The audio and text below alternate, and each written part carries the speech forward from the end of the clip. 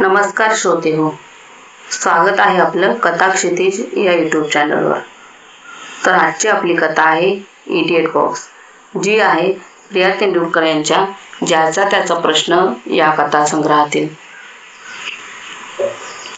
टेलिव्हिजनवर चाललेली कुठलीशी कायद्याची चर्चा पाहता पाहता सुमतीबाईंच्या डोळ्यांवर फार ताण पडत असल्याचं जाणवलं. परत परत डोळे चोळत पापण्या तंतरून त्या स्क्रीनकडे पाहत राहिल्या. मग अचानक त्यांच्या लक्षात आलं की खोलीत अंधार भरून राहिलेला आहे. त्यांनी उठून दिवा लावला. समोरच्या घड्याळात 8:30 वाजून चालले होते. संध्याकाळ आज अपेक्षेपेक्षा लवकर संपली होती. या जाणीवेने त्यांना इतके हलके वाटले. अशी लवकर संपणारी संध्याकाळ उरकली की त्यांना विलक्षण सुटल्यासारखं वाटतं. अशा संध्याकाळनंतर येणारी रात्र ही बऱ्यापैकी झोपेची असते असा त्यांचा अनुभव होता. आज टेलिव्हिजनवर बरे कार्यक्रम होते की काय अशी त्यांना शंका आली. 6:30 वाजल्यापासून आपण काय काय पाहिले हे आठवण्याचा त्यांनी प्रयत्न करून पाहिला. बातम्यांमधल्या 1-2 हेडलाईन्स त्यांना आठवल्या. अटलांटिक सागराच्या उत्तरेकडे एक मोठे विमान कोसळले होते. आसामच्या मुख्यमंत्र्यांविरुद्धचा अविश्वासाचा ठराव केंद्र सरकार फेटाळून लावला होता. बुद्धिबळाच्या आंतरराष्ट्रीय सामन्यात कॉर्चनाय पुन्हा एकदा विजयी झाला होता. संध्याकाळी मुलांच्या कार्यक्रमात एक सुंदरसं मूकनाट्य पाहिल्याचंही त्यांना आठवलं. त्यानंतर ज्ञानदीप पाहिलं की कामगार विश्व, आमची माती आमची माणसं आज पाहिलं की काल. पुढचं काही त्यांना तपशीलवार आठवेना. एकूण वेळ तर बरा गेला या समाधानाने त्या टेलिव्हिजन समोरून उठल्या. उगीचच घरभर फिरून आल्या. खोल्या खोल्यातले पंखे दिवे लावत विझवत त्या धाकट्या लेकाच्या खोलीत आल्या. तो पलंगावर अस्ताव्यस्त निजला होता. उशाशी ट्रान्झिस्टरवर कुठलंसं गाणं वाजत होता.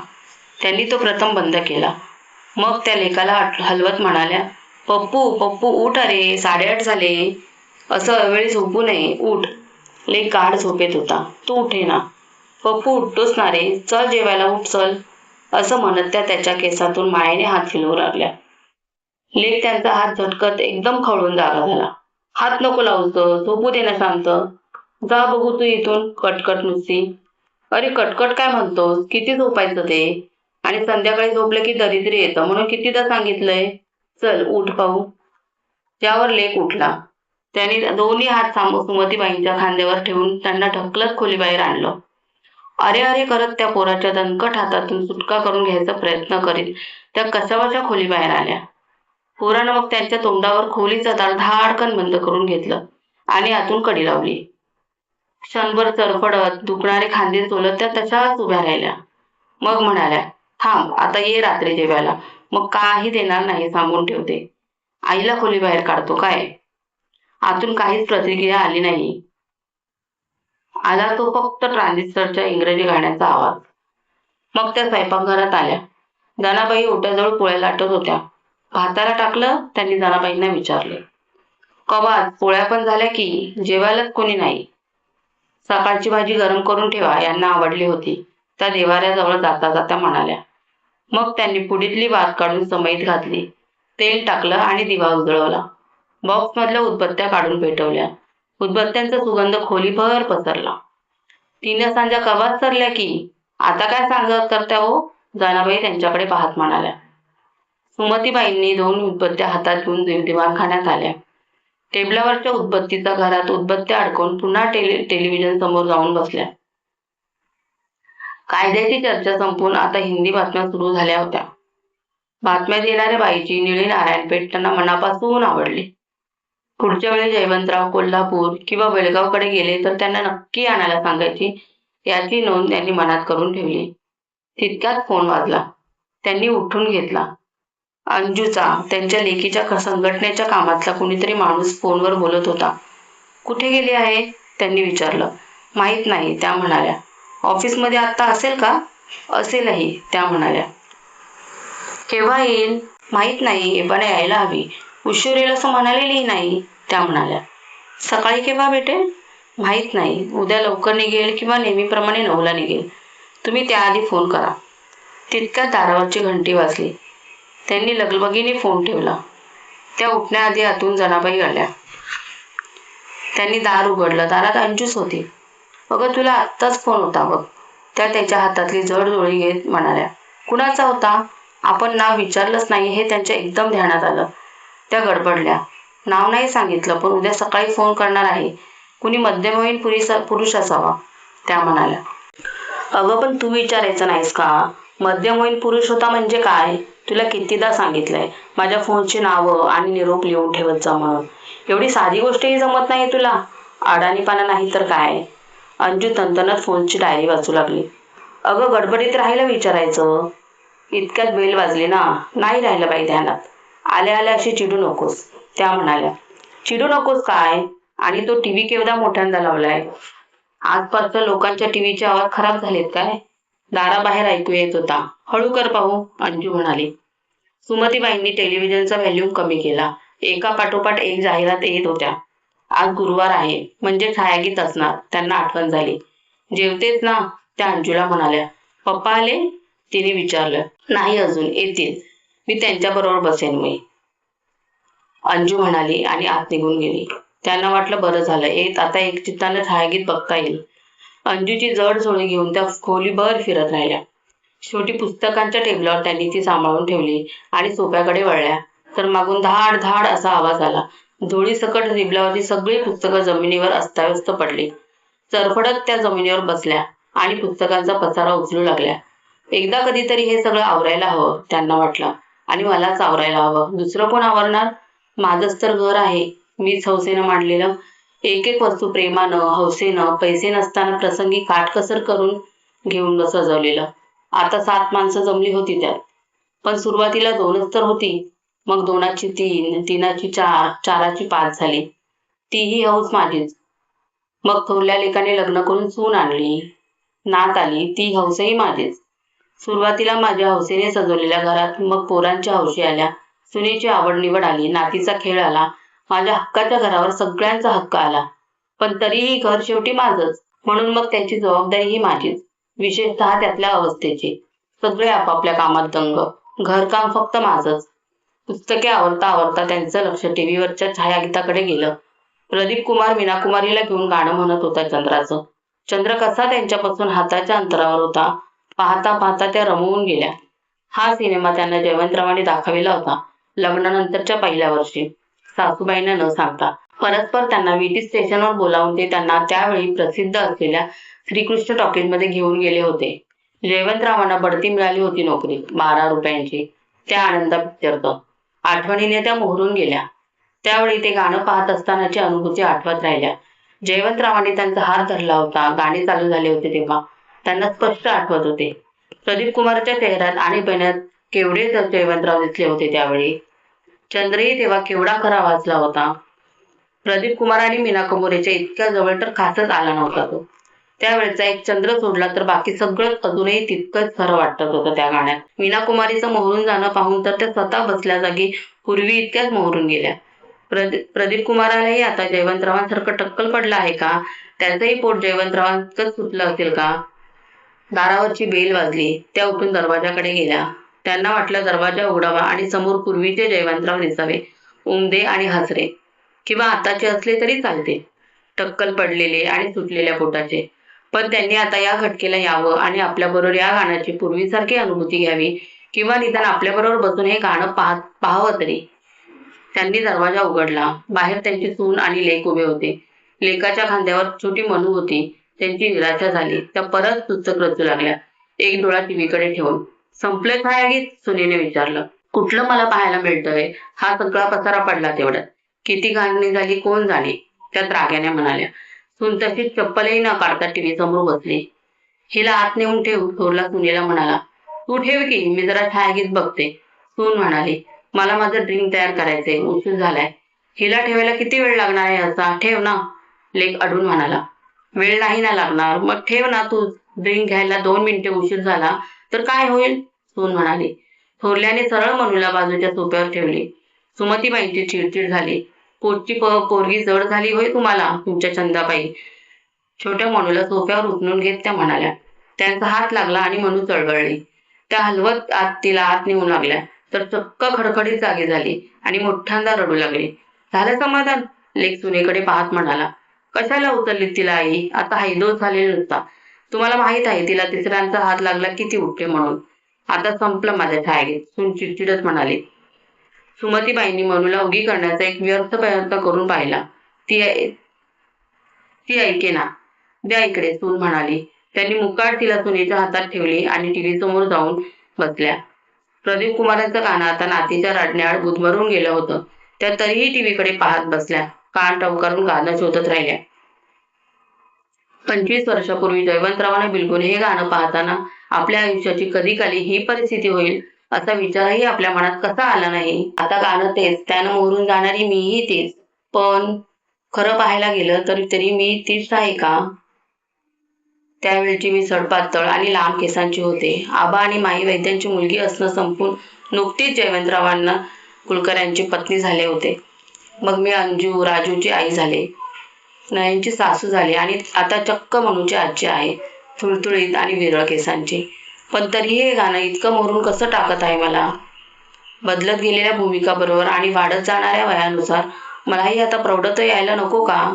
शरीरावर तर गोलसर सैलपणा केव्हाच दिसायला लागला आहे. पण मग मनाचं असं का होतं की असं सगळ्यांचंच होतं? वयाला न जुमानता मन हे असं उलट्या दिशेने तारुण्याकडे का धावत सुटतं? पोराबालांच्यात गुंतायचं सोडून ते परत परत जयवंतरावांच्या सुटलेल्या पोटापर्यंत काय येऊन थबकतं? छायागीत संपलं. जाहिराती पुन्हा नव्या जोम्याने सुरू झाल्या आणि सुमतीबाईंच्या लक्षात आलं की 9:30 वाजून गेले. अजून जयवंतराव आले नाहीत. उशीर होईल असं म्हणालेही नव्हते. एव्हाना यायला हवे होते. त्या उठून स्वयंपाकघरात गेला. धाकटा लेक आणि अंजू टेबलावर बसून जेवत होते. का ग, पप्पांबरोबर जेवणार होतीस म्हणाली ना? त्यांनी अंजूला विचारले.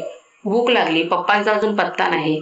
मला आजच्या रात्रीत नवा अहवाल लिहून पूर्ण करायचा आहे, मागच्या वर्षाचा. आता उद्या पुन्हा सकाळी 7ला निघायचंय संघटनेच्या ऑफिसात. नवी केस घेतली. अंजू जेवता जेवता म्हणाली. मॉम, तूही बस. डॉक्टरने तुला वेळेवर जेवायला सांगितलं आहे ना? धाकटा म्हणाला. शिवाय तुमचा आज गुरुवार सोडायचा आहे ना? सकाळपासून काहीच खाल्लेलं नाही तुम्ही. स्वयंपाकघरात येता येता सून म्हणाली. बसते, तुम्ही जेवा. हे यायचेत ना अजून? तुमचे हे मजेत असतील हो असायचे तिकडे. तुम्ही कशाला काळजी करता उगाच? धाकटा म्हणाला. पप्पू, लाज वाटते का असं बोलायला? त्या भडकून पप्पूला म्हणाल्या.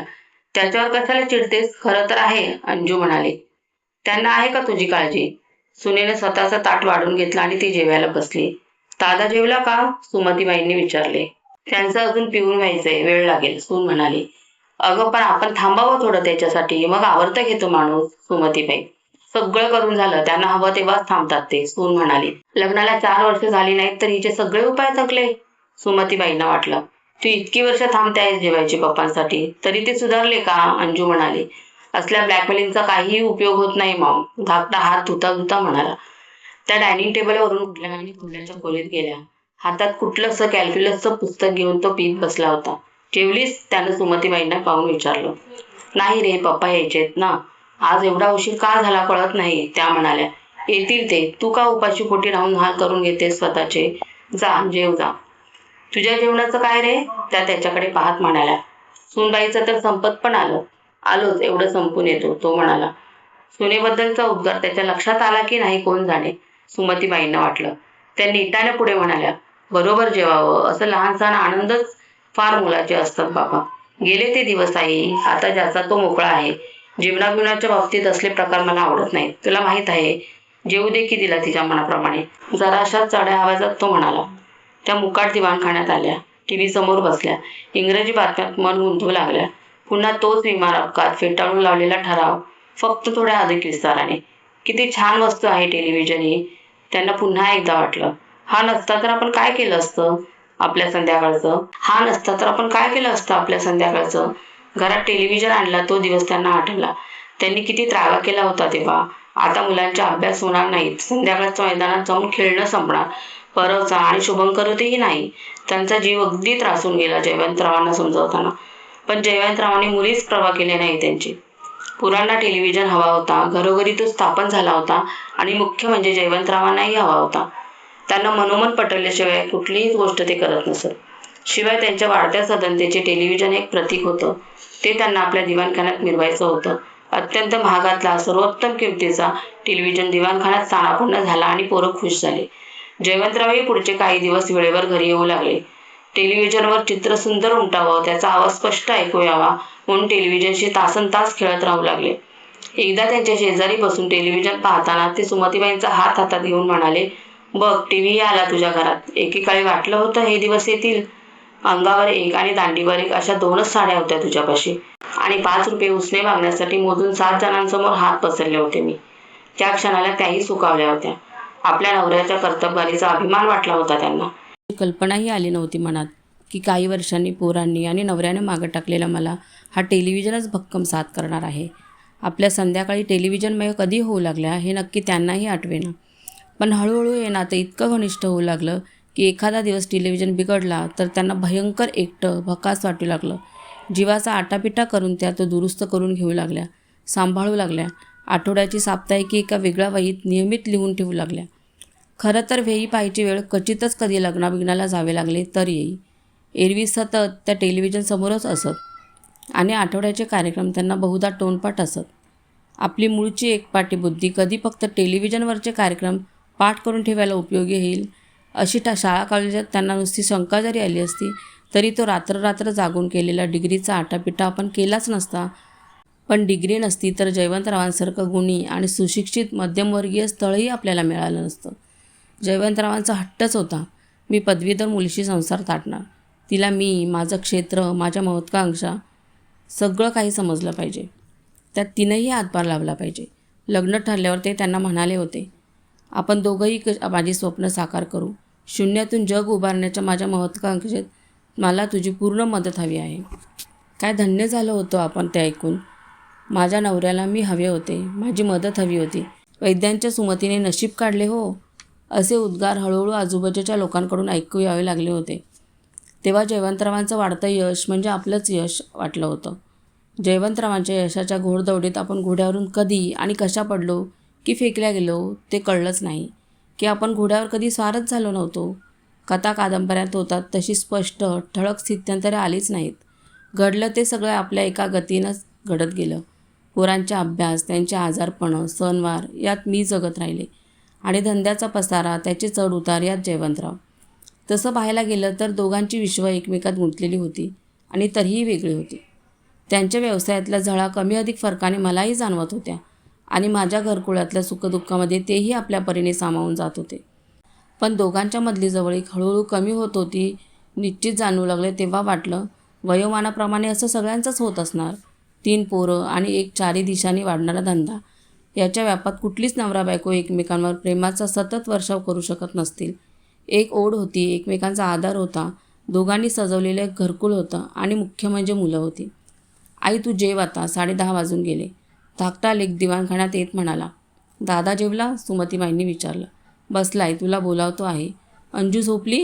हो, अंजू झोपली. जनाबाई आणि वहिनीसुद्धा झोपल्या. तू कशाला बसल्या ठिकाणी सगळ्यांची काळजी करतेस? तुझा टीव्ही पण झोपायला आला. जा, जेव जा, तो म्हणाला. टीव्हीवर आंतरराष्ट्रीय नृत्याच्या कार्यक्रमात कोणी स्थूळ वयस्क बाई आता नाचून नाचून धापा टाकत होती. त्या उठून स्वयंपाकघरात गेल्या. थोरला टेबलवर बसून पुस्तक वाचत जेवत होता. ये बैस, त्यांना पाहून तो म्हणाला. आता शुक्रवार लागेल हा, जेवून घे बघू. अरेच पप्पा आले नाहीत रे. तुला म्हणाले का सकाळी उशीर होणार वगैरे काही? नाही, पण येतील ते. युनियनच्या लीडरसोबत मीटिंग चालू आहे ना कारखान्यात, त्याचंच काही काम निघालं असेल. दुपारी जगदाळे अकाउंटंट भेटले होते मला कोर्टात. तेही भेटणार होते पप्पांना संध्याकाळी. तू जेवून घे बघू, थोरला पुस्तकात पाहता पाहता म्हणाला. का हा सर्वासर्व करून मला फसवतोय? सुमतीबाईंना वाटलं. ते कुठे असतील हे कदाचित मला माहीत नसेल, पण कुणाबरोबर असतील याचा अंदाज माझ्यासारखा तोही करू शकतो. त्याचा स्वभाव लहानपणापासून असाच, सगळ्यात असून नसल्यासारखा, कुणालाही शक्यतो न दुखावणारा, अगदी जयवंतरावांसारखाच. तू सांग रे बाबा त्यांना आज आल्यावर. या वयात हे असं उशिरापर्यंत बाहेर राहणं, कुठलाही ठाव ठिकाणं न सांगता जीवाला घोर लागतो. मॉम, ते तू सांगायचंच त्यांना. दादा काय करणार? तो तुमचा प्रश्न आहे दोघांचा. तूच त्यांना लाडावून ठेवलेस. वहिनी कशी दादाच्या मानगुटीवर बसून उलट तपासणी घेत असते त्याची. धाकटा स्वयंपाकघरात येत म्हणाला. पप्पू, ती माझ्याशी बोलते. तू झोप जा पाहू. आणि तुझ्या कॉलेजच्या अटेंडन्स संबंधी पत्र आलं आहे, त्याचं काय करणार आहेस तू? परीक्षेला बसता येणार नाही तुला पुढच्या टर्मला, असाच हलगर्जीपणा केलास तर. थोरला त्याला दटावत म्हणाला. त्याचं तुला काय करायचं आहे? तू तुझ्या केसेसचं पहा. मागच्या आठवड्यात 3 केसेस हारल्यास अलीकडे पिऊन. पप्पू, सुमतीबाई ओरडल्या. तू सगळ्यांच्या चुका पोटात घालतेस उपाशी पोटी. तुझ्यामुळेच होतं हे सगळं. माझ्यावर ओरडता येतं तुला, कारण हे की मी कमवत नाही ना. इतर सगळी तिजोरी भरतात तुझी, म्हणून त्यांना सगळं माफ. त्या अंजूला जरा बघ, संघटनेच्या नावाखाली वाटेल ते धंदे चाललेत तिचे. परवा मनोज सुर्वेला ती 4-5 पुरुषांबरोबर क्वालिटीत बसून सिगरेट ओढताना दिसली. ती मिळवते ना. चायला मी तर आता चोऱ्यामाऱ्या करून का होईना पैसे आणून देतो तुला. मग माझीही बाजू घेऊन भांडशील की नाही ते बघतो. पप्पू आता जातोस इथून की? थांब, पप्पांना सांगते आल्यावर. सुमतीबाई म्हणाल्या. आईला पप्पांचा धाक काय घालतेस? त्यांचे धंदे. सुमतीबाई तिरमिरेने उठून दिवाणखान्यात आला. टीव्हीवरची बाई उद्याचे कार्यक्रम सांगत होती. रात्र फार झाल्याचं तिच्या आवाजात जाणवत होतं. झोपाळलेल्या चेहऱ्याने तिने नमस्कार ठोकला आणि सुटका झाल्यासारखी ती हसून अदृश्य झाली. संधान तुटल्याचा खट्ट आवाज आला आणि किड्यांसारखे लहान लहान काळे टिपके स्क्रीनवर पसरले. टीव्हीची ती खरखर ऐकत स्क्रीनकडे पाहत सुमतीबाई काय वेळ तशाच उभ्या राहिल्या. संपला, आजचा टीव्ही संपला. तरीही जयवंतराव आलेले नाहीत. त्यांच्या पोटात एकदम धस्त झालं. आता काय करायचं? टीव्ही संपला तरी आपली संध्याकाळ संपलेली नाही. आता कुणाच्या सोबतीने वाट पाहायची या टीव्हीच्या मालकाची? टीव्ही बंद करायला त्यांच्याच्यानं पाऊल पुढे टाकवेना. आई अगं बंद करतो, संपली सभा, थोरला दिवाणखान्यात येत म्हणाला. त्या तशाच उभ्या राहिल्या. टीव्हीची खरखर बंद होऊ नये असं त्यांना मनापासून वाटलं. थोरल्याने टीव्ही बंद केला आणि खोलीत एकदम भयान शांतता पसरली. काय करूया रे, 11 वाजून गेले. त्या थोरल्याला म्हणाला. येतील ग, पहिल्यांदाच त्यांना इतका उशीर झाल्यासारखं काय करतेस तू अलीकडे? पूर्वी अशी नव्हतीस. आमच्या बिछानात पायथ्याशी आडवीसुद्धा व्हायचीस पूर्वी. ती पूर्वी रे, आता म्हातारी झाली ना. पप्पा मात्र अजून म्हातारे व्हायला तयार नाहीत, थोरला म्हणाला. त्यांना म्हातारपण यावं अशी का रे तुझी इच्छा? त्या म्हणाला. तुझं काही कळतच नाही मला आई. एकदा असं बोलतेस मग तेच खोडून काढतेस. पप्पा कळतात मला बरेचसे, पण तुझं सगळंच उलटसुलट आहे. असू दे, त्या उलट्या-सुलट्या ढकलेनेच वाढवलं ना तुम्हाला. आता शिंग फुटली, आई उलटी-सुलटीच दिसणार. थोरला मग गप्पच बसला काही वेळ. मग उठून म्हणाला. मी खोलीत पडतो, तूही पड. त्यांच्यापाशी चावी आहे. मी जागाच आहे आणि काही लागलं तर उठव. तर त्या एकदम म्हणाल्या. राजू, तिकडे फोन करूया का? तिकडे म्हणजे कुठे? त्याचा स्वर आता दीर्घ झाला होता. असले विषय निघाले की होतो तसा, आवर्त घेणारा. तिच्याकडे? नक्की तिच्याकडे असतील कशावरून? तो म्हणाला. तुला हवं तर करतो. नको राहू दे, तू जा झोपायला, त्या म्हणाल्या. तो निघून गेल्यावर त्या काही काळ नुसत्या बसून राहिल्या. मग उठून जड पावलांनी टेलिव्हिजनजवळ गेल्या.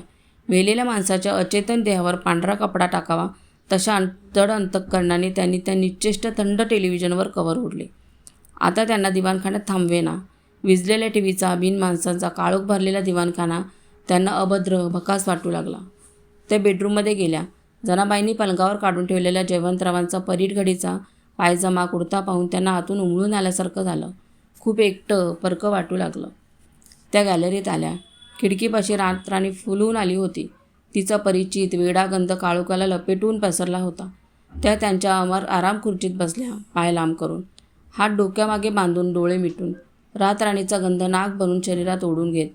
आपल्या बेडरूमच्या खिडकीशी रातराणी असावी असं त्यांचं फार लहानपणापासून जपलेलं स्वप्न होतं. हक्काची बेडरूम मिळता मिळता 40शी उलटून गेली. तोपर्यंत बैठकीची खोली हीच बेडरूम होती. त्याआधी तर स्वयंपाकघरात झोपायला लागत असे. जयवंतरावांनी हा फ्लॅट विकत घेतला तेव्हा त्यांना सांगितलं. आधी तू तुझी बेडरूम निवड, मग पोरांना देऊ उरलेल्या. तुझ्या श्रमामुळे आज हा फ्लॅट नशिबी आला आहे. पहिला हक्क तुझा. एवढ्या मोठ्या फ्लॅटमध्ये पुन्हा पुन्हा वेड्यासारखं भिरभिर फिरून त्यांनी ही शेवटची खोली निवडली. पश्चिमेकडची, निवांत आणि हवेशीर. सजावटीसाठी प्रथम काय केलं तर एक रातराणीचं रोपटं आणून गॅलरीत खिडकीपाशी लावलं. त्यांची बोटं मूळचीच हिरवी. रातराणी भराभरा वेड्यासारखी वाढली. तिचे तुरे पाहता पाहता खिडकीवर पसरून गच्चीकडे झेपावले.